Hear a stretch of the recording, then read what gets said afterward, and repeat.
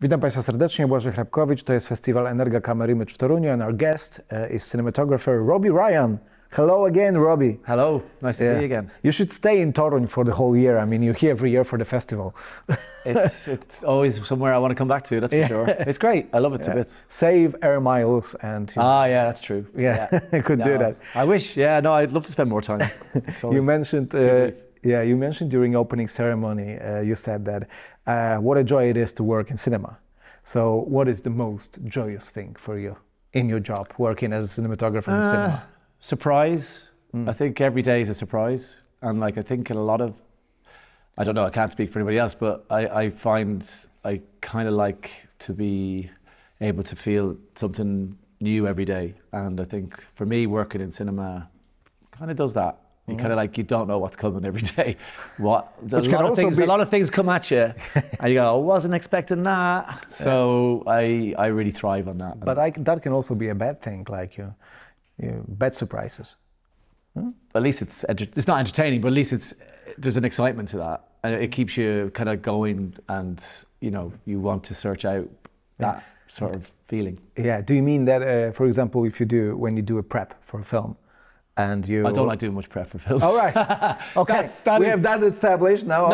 I'm the secret is out. All right. So the secret is out. Yeah. But you must have some kind of, you imagine how the film would look like. You talk to the director and so on. But the surprise maybe comes from the fact that you go, for example, on location, and there it can look like different, or the surprise can be there. Like the reality gives you a surprise. The reason I'm in Toruń this time is because we worked on this film Bugonia, and working with Yorgos Lanthimos is like definitely working on a surprise every day. Because he sort of like, he sort of wants to find it himself every day. So you're kind of like trying to figure with him what the best way to approach a scene is, or thing. So I find that really exciting, and I love the whole process of working with Yorgos because of that. So, it can be a bit stressful because you go, where's that lens that we talked about? You're like, oh, I didn't get that. So, there's things like that can go a bit wrong. Right, yeah. But if you've done the prep, then that shouldn't come to pass. And, with Bugonia, we shot quite a large percentage of the film in a basement. Yes. So, the routine of going in the basement every day began to feel like I knew what was going to be like every day. And that was something I began to kind of go, be glad to get out of this basement, because there's a routine. And ironically, I love a routine. Like, I'm a big fan of doing things regularly every week, but in a routine on a film sort of shoot feels a little bit like you kind of begin to kind of get a little bit stagnant. So what I like about film shoots usually is especially the films I tend to do, is every day you're going to a new location or you're doing that. So this one was a little bit more kind of tricky because it was a basement every day. Yeah. Lanthimos doesn't do storyboards, for example?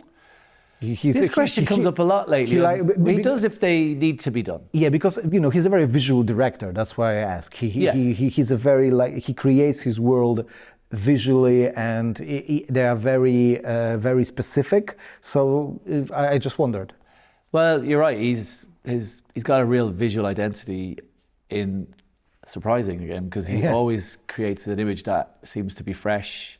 You don't know what was the thought process behind it, but the image is amazing, and the sequence that he edits together is always so seems to be so kind of him, and like not many other people do it that sort of way. So as far as storyboards, he will do them, and we did do them for certain sequences in Bugonia, but only because there would be other departments that that needed to really know exactly what the shots were. So, but otherwise, like, he really enjoys, having the space to work in 360 and having actors to kind of like show him how they're going to perform it, and then he kind of makes a bit of a plan from there. We're all ready to kind of, work to whatever he thinks he will achieve it like. Sure. In terms of Bugonia, I just remembered a quote from Brad Pitt in *Inglourious Basterds* by Tarantino. He said, "You know what's the worst thing about fighting in a basement? fighting in a basement.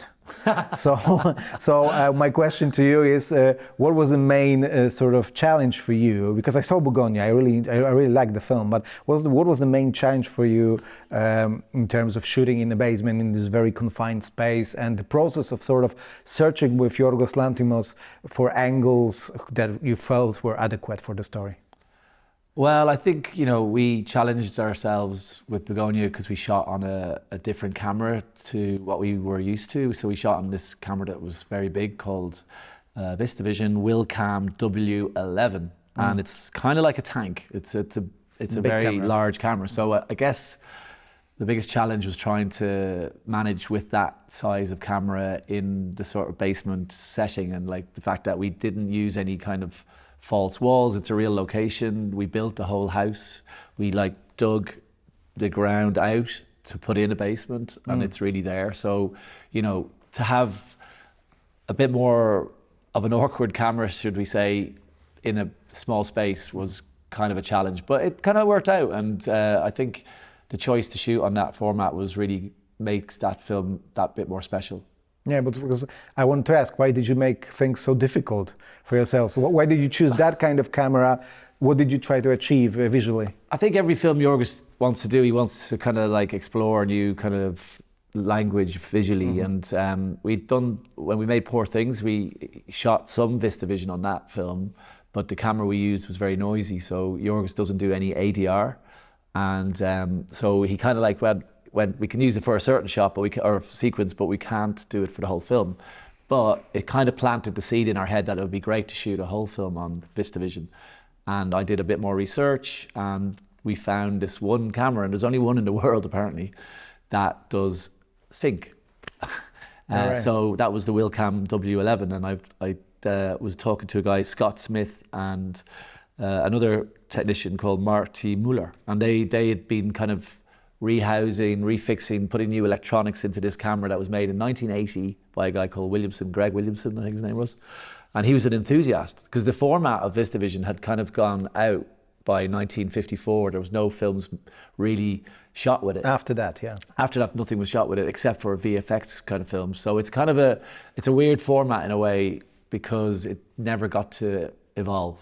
And this, ironically, an enthusiast kind of made this one camera that is a sync camera. And we kind of just decided, let's try that. And we did some tests with it, and the results were really beautiful. VistaVision is a beautiful sort of film format. So we endeavored to go down that road, and the actors were on board, even though it was a bit noisy. They all kind of took to it. And yeah, that's what I want to mention. Apart from you, Yorgos Lanthimos' crew, and the big camera, there are also actors there. No, absolutely. It was one of our main worries. So we did a test in Los Angeles, about 5 months before we did the film, 3 months maybe. And we brought Emma, and we brought Jesse and Aidan into a kind of a space, and we just put the camera here. We said, how's that feel for you? And they were like, that's not so bad. So the more problematic thing with that camera was, because it was a bit of a while since it had been on as an A camera as such, on set, it had its quirks, and it had sometimes it would jam, and the way it would jam, it would sort of you could hear it coming, you're they'd be acting and doing intense acting, and then you'd hear this like an old car. They keep acting. Yeah. I always think I equate it with a vintage car. Yeah. But then Yorgos would go to them, keep acting, keep going, and they're like, camera's jammed. He's like, yeah, but might as well finish the scene. There's a radio play. Exactly, not to waste it. I mean, you might get some wild sound, dialogue, which was always pretty handy, because there's still quite an awful lot of work to do with that camera's sound to get rid of it in the final film. And Johnny Byrne, the sound designer, did amazing work.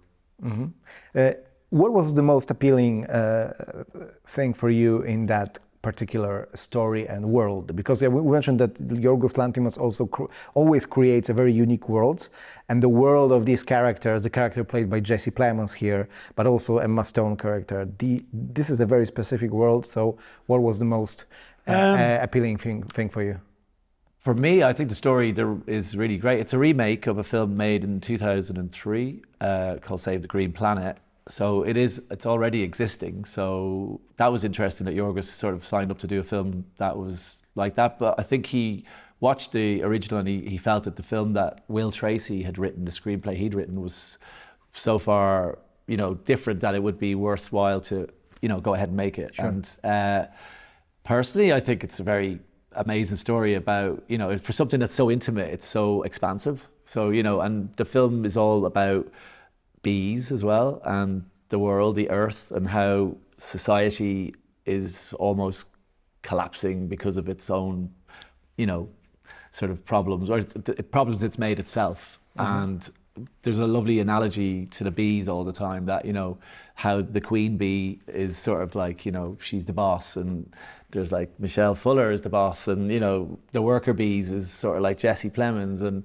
there's a bit of a revolt happens, and I just love all that. And then the fact that, spoiler alert, something happens down the line in the film, there's a real micro to macro sort of sensibility about the film. And I think the fact detail and you know, epic, and like scope, it's asking questions of us, and it doesn't shy away from that.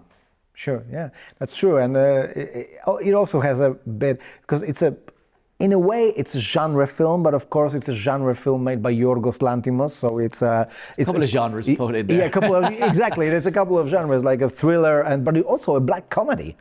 It's a darkly funny film in a way, and I liked it. I think all of Yorgos's films have a dark sensibility and a dark sense of humor. Yeah, in a good way. In a good way, yeah, and that is great. Also, he's got a unique film.